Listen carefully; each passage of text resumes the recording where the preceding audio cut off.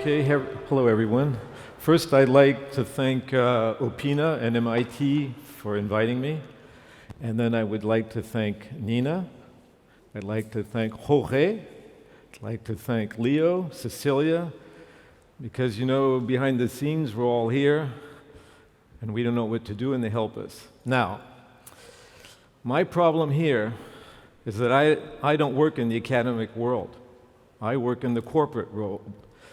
And my projects start where human intelligence stops.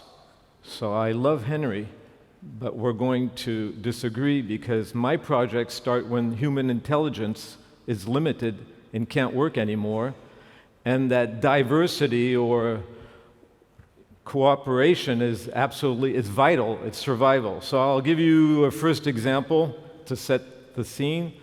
I started out 30 years ago here with Airbus, with artificial intelligence and a defense contract. Well, I can't tell you much about it, it's a defense contract, but I can tell you that it solved all the problems you're talking about. Human intelligence could not solve the problem. You need it on a warship. Sorry, I come from the military background at first. On a warship or an airplane, there are situations where you have 12 seconds. And if you don't do something in those 12 seconds, well, you won't be there anymore.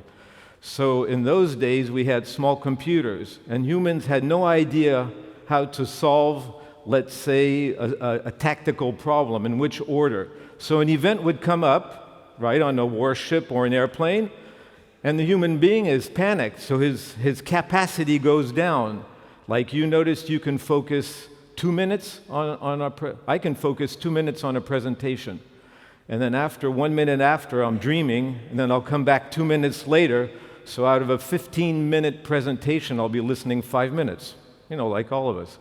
We're all daydreaming today. Okay, so now, on a military warship, if you dream for 2 minutes, you're dead. So I started there with this department. So my job starts where human intelligence stops. So I'm at the opposite of my dear friend Henry, which I enjoy very much. I admire him. So I'll explain this now. We're going to go from mechanical calculators to machines, then we're going to go from organic intelligence to machine intelligence, early AGI, because I disagree with everyone here.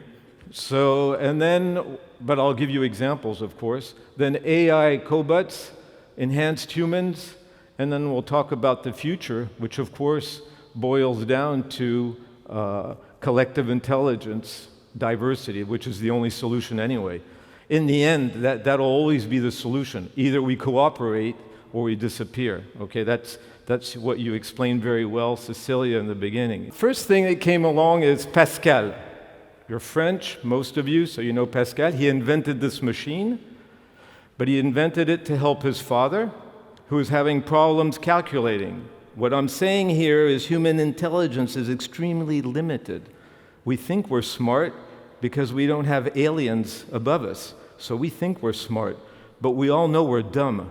When we get up in the morning, we say, how am I going to do this? How am I going to do that? Of course, when we come on stage, we know everything. We're so smart. But in the morning, how am I going to do the presentation? What am I going to say?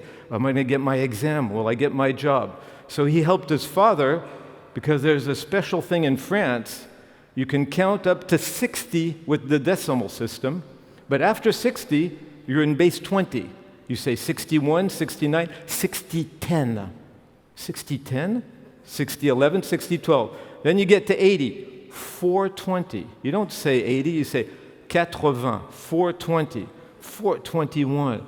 You can go crazy like that, right? But in those days, they did go crazy because they did count like that. They had base 20 and base 10 together in their society. So Pascal said, I'll help my father, okay? Then a few years after, you have Joseph Jacquard, which you know, Jacquard, the textile, and he's saying, gee, how can I change these machines so quickly? I mean, we have all these, the population is growing.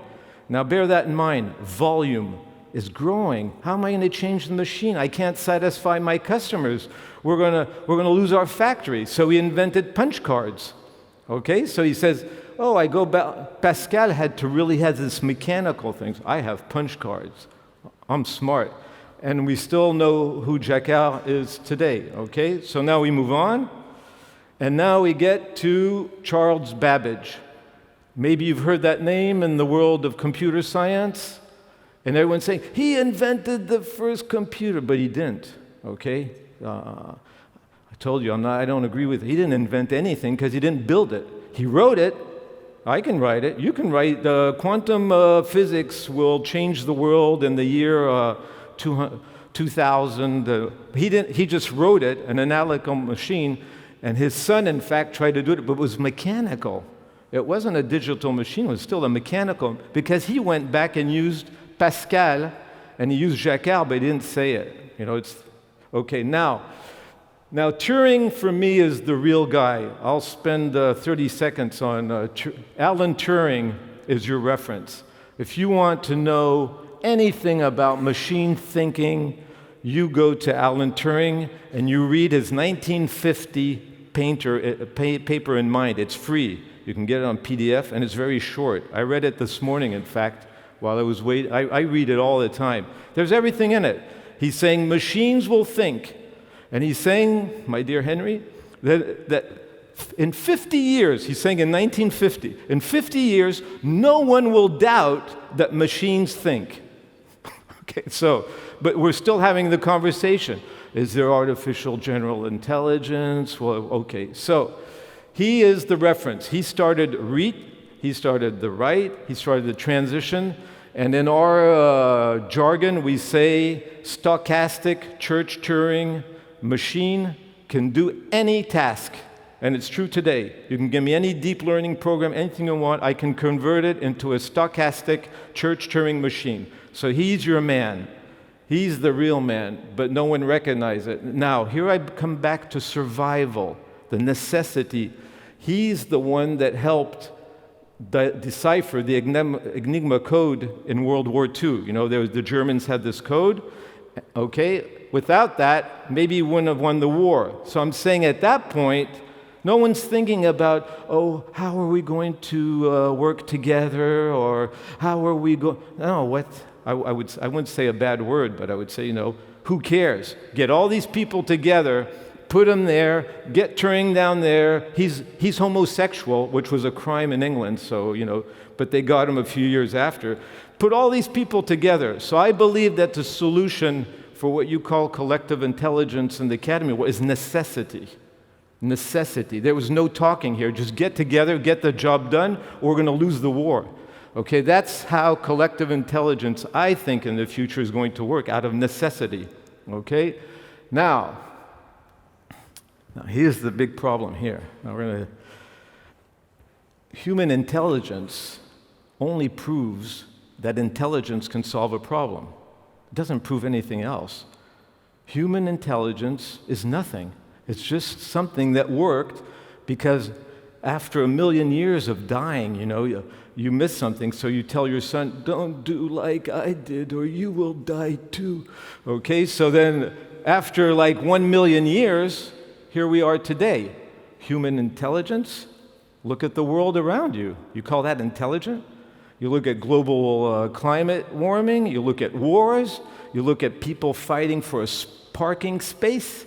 You go in the street there, try to get a park, the guy will kill you if you take his parking space. Okay? That's how intelligent we are. Okay? Now, so I'm saying human intelligence only proves that you can solve a problem with intelligence. Okay, now I agree fully with Henry that there are many forms of organic intelligence. See that little wasp there, and they adapted, and how smart dogs are, and each species has its intelligence and adapts. I agree with all that.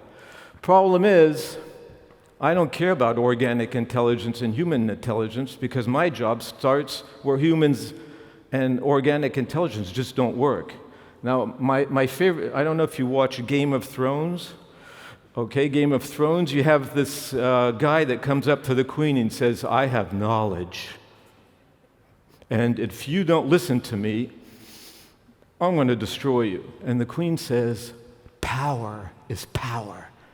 Arrest this guy. Okay, so power. So computers have power. They have incredible power, and they don't think like us. And if you go back and you read that Alan Turing paper, and you just read everyone stops at page 1. Let's see if a human is going to distinguish between. 2 pages later, he said it's useless. Machines are machines, humans are humans. So right now, I won't go in through all that detail because I don't have time left and my colleagues did it. But what I can tell you is I can give you an example of a quantum machine. If anyone here can tell me that a quantum machine thinks like a human, it isn't, because you have 0 and yes or no, and you have a billion possibilities between yes and no. Like this lady here, you can exist or not exist. As long as my algorithm is running, you can exist, not exist. You can be here in multi-universe. You can be on the moon. You can be anywhere. I don't know if you exist or not.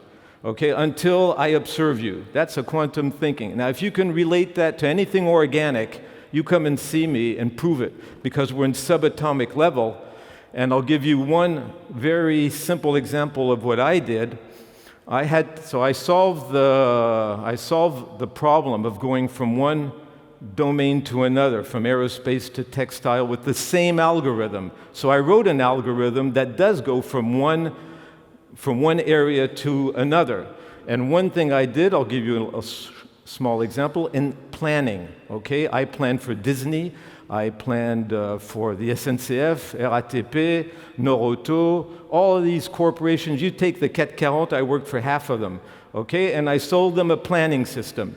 And they said, well, we don't know how to solve the problem. We have 500,000 things, how do we do it? So I'll run an unsupervised engine, and it will find a solution.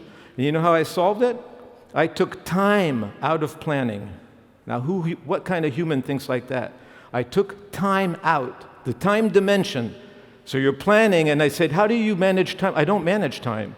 Well, how does your planning system work?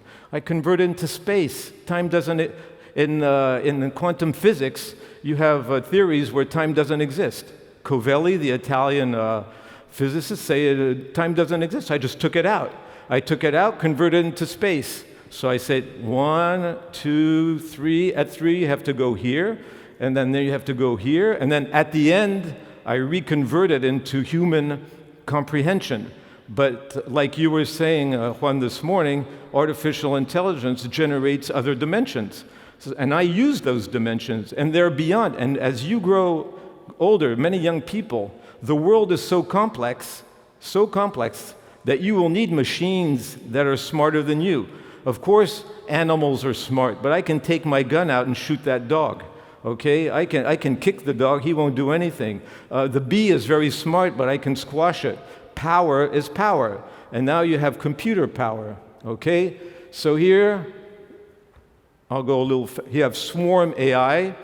Okay, and swarm AI is early AGI. Okay, it's not human AGI. It can't reproduce what a 5-year-old child does. But a 5-year-old child cannot manage the New York Stock Exchange, okay? A 5-year-old child, and who cares about home and food? Power is power. So if you can control the New York Stock Exchange with several billion dollars a day, you control the world, okay? Who cares if your vacuum cleaner works or not? Stock exchange, finance is what controls the world. If the stock exchange works well, you work well. And I was in New York a couple of weeks ago, and I saw systems that are unbelievable. I mean, they have replaced humans in decisions over 60%, okay? And they make decisions, and they go out and see exterior databases, and they rewrite their own rules. They rewrite their own rules. They rewrite their own programs. Time's up, okay? So let's just finish on the future. I'll just take an extra 30 seconds. If anyone doesn't shoot me down, I'm in the 12-second thing here. Okay, so I'm saying that the future is collective intelligence and diversity, but maybe not the diversity, the traditional diversity, the diversity I saw. It means that you have to take women into artificial intelligence. I have Nancy Nems here, that got me here. How many women are in artificial intelligence? I see a lot of women here. How many are going to get a job as a manager or a developer in artificial intelligence? In the United States, how many black Americans can access top levels? In France, We don't have an Arab president.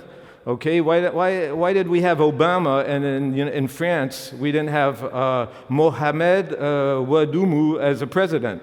So when I'm speaking about diversity, I mean speaking about real diversity. And in the projects I did, I got workers out of the factory into an office to get them to do the job, because it had to be done and we didn't know how, so I called a worker in and say, how would you do it?